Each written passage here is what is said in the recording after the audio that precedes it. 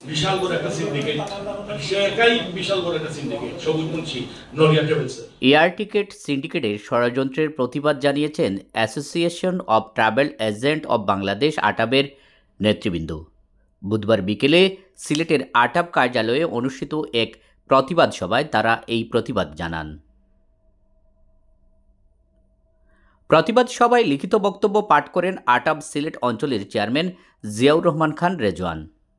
তিনি অভিযোগ করেন আটাবের বর্তমান কমিটির বিরুদ্ধে মিথ্যা ও উদ্দেশ্য প্রণোদিত প্রপাগান্ডা চালানো হচ্ছে, যার পেছনে রয়েছে এয়ার টিকেট সিন্ডিকেট।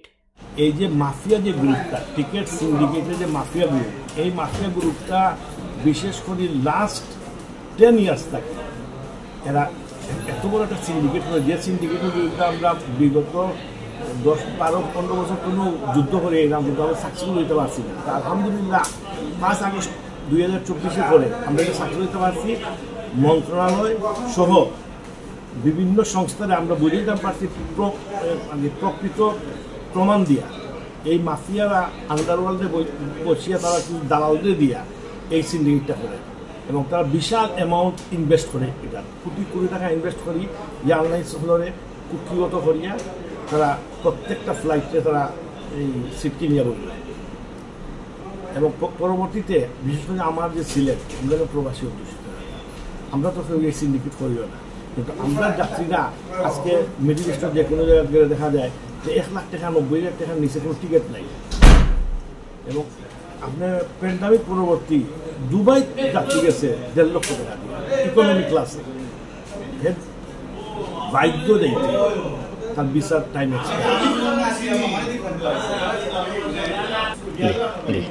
এবং আমরা এই মাফিয়াগুলোর বিরুদ্ধে গত 10-12 বছর ধরে ফাইটিং করে এলাম। আলহামদুলিল্লাহ এখন সাকসেসফুল হতে পারছি, এবং বর্তমান প্রধান উপদেষ্টাকে ধন্যবাদ জানাই তার সহযোগিতায়, এবং আমরা আটাবর ঐকান্তিক প্রচেষ্টায় আমরা এখানে এখন দরিয়া যে সরকারের কাছে প্রমাণ করে দিতাম পারি যে এরা এই মাফিয়ারা এই টিকিটের মূল্য বৃদ্ধি করিয়া প্রবাস করে নির্যাতন করছে, সেই কারণে এখন আমরা পিছনে এরা লাগছে। তো আমরা আলহামদুলিল্লাহ মনে করি প্রশাসনিকভাবে সবার জানা আছে যে আমরা কতটুকু কী কাম করব কী না। আর আমরা যদি বিগত সরকারও থাকতাম তাহলে তারা বিগত সরকারের টাইমেই কামটা করতে পারতাম। বিগত সরকারও আসলে আমরা বলি তাও পারছি না। আর বর্তমানে আমরা যারা আছি আমরা আওয়ামী লীগের থেকে কারণ আওয়ামী লীগ নিশ্চয় কোনো রাজনীতি।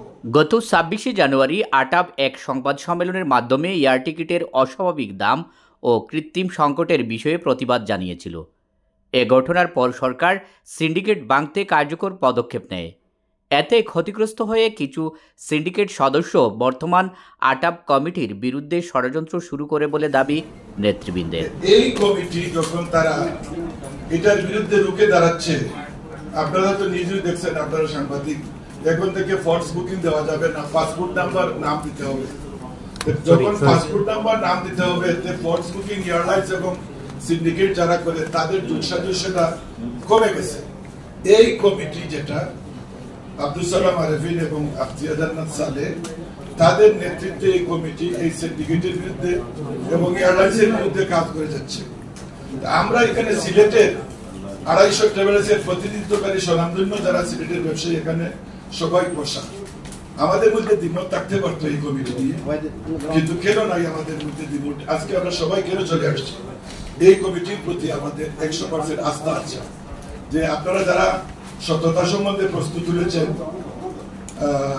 আমার মতে মানুষ হিসেবে ভুল থাকতে পারে বা লোক থাকতে পারে, আমার জানার মধ্যে যতটুকু তারা অত্যন্ত দক্ষ এবং সততার সহিত ওই ট্রেডকে বাঁচিয়ে রাখার জন্য, এবং যারা আমাদের যাত্রী তাদের পকেটটা যে খালি করে সিন্ডিকেট, এটা তো আপনারা জানেন একটা ফ্লাইটে 3,500 টাকা ঢাকার ফ্লাইট, আরেকটা ফ্লাইটে রাত্রের ফ্লাইটে 8,500 টাকা, এগুলো ওর সিন্ডিকেট।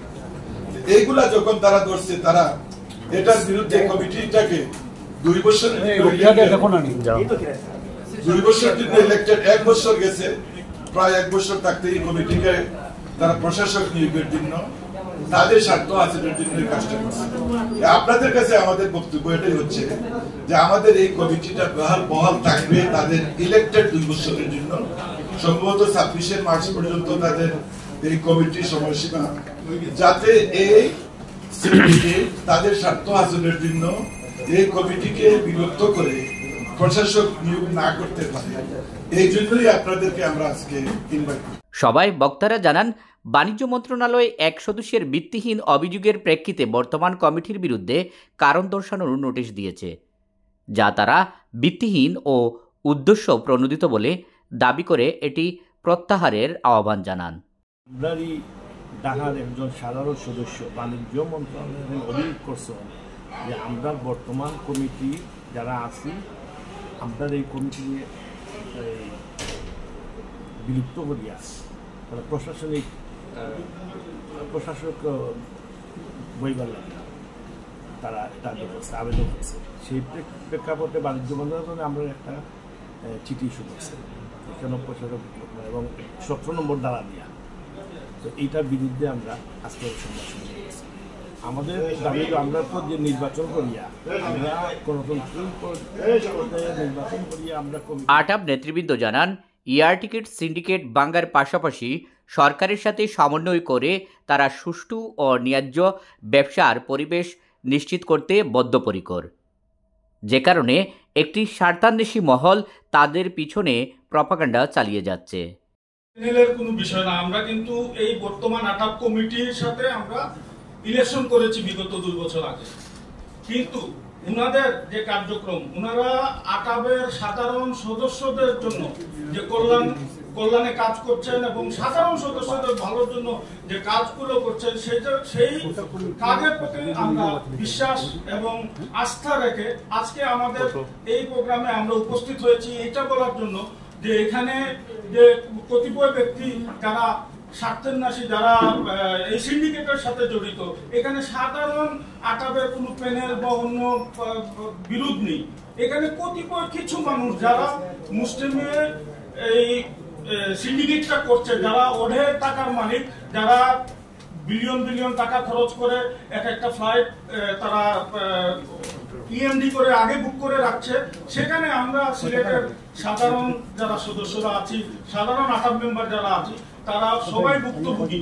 এবং আগামীতে যে বাণিজ্য মন্ত্রণালয় থেকে যে নোটিশটা জারি হয়েছে, আমার বিশ্বাস সেখানে সাধারণ কোন সদস্যদের কোন সমর্থন সেখানে নাই। কারণ আমরা এক বাক্যে সিলেট থেকে বলতে চাই যে আমরা সিলেটের যত ট্রাভেল এজেন্সি আছি, আমরা বর্তমান যে আটাব কমিটির উপরে আমাদের 100% আস্থা আছে এবং তারা আমাদের ভালোর, সাধারণ সদস্যের ভালোর জন্য কাজ করে যাচ্ছে। দেখানো আমরা একটা টাকা খাই নাই, দেখানো শুধু নিজের গাড়ি থেকে দিতেছি, নিজের সংগঠনকে প্রতিষ্ঠিত করার লাগে না। আপনারা অনেকে জানেন মুনাইন স্যারের সব 4 বারের সভাপতি ছিলেন, উনার মেয়ে হইল আপনার যে মহাসচিব সালে সাহেব, আপনারা জানেন। কিন্তু আমরা এত দুঃখ লাগে, যদি অন্তত অল্প কিছু পয়সা হওয়ার পরেও তাহলে বুঝতাম, মনে মনে রাত্রে ঘুমানোর ঘরে চিন্তা করতাম কিছু তো খাইছি, তাহলে মাথা তো রান নাই। আমরা কিন্তু একটাও খাই নাই এবং একটা মিথ্যা কথা বলি নাই। এবং এই সংগঠনের জন্য আমরা নিজের অফিস ছেড়ে চিন্তা করে আপনার 5টা 6টা পর্যন্ত তাদের অফিসে পয়সা থাকতে হয়, বিশেষ করে ঢাকাতে। কিন্তু আমাদের দুঃখ এটাই দুঃখ আপনাদের কাছে। আমরা যেহেতু আমি কমিটির একজন ভাইস প্রেসিডেন্ট হিসাবে আমি বেশি কথা বলতে পারবো না, যেহেতু আমার সম্মানিত সভাপতি সাহেব আপনাদেরকে কাগজ দিয়ে দিয়েছেন। কিন্তু দুঃখটা এই জায়গাতেই, যদি দোষ করার না করার পরেও যখন যারা করে দোষ করেছি, কিন্তু এর সাথে দুঃখ লাগার কিছু নেই।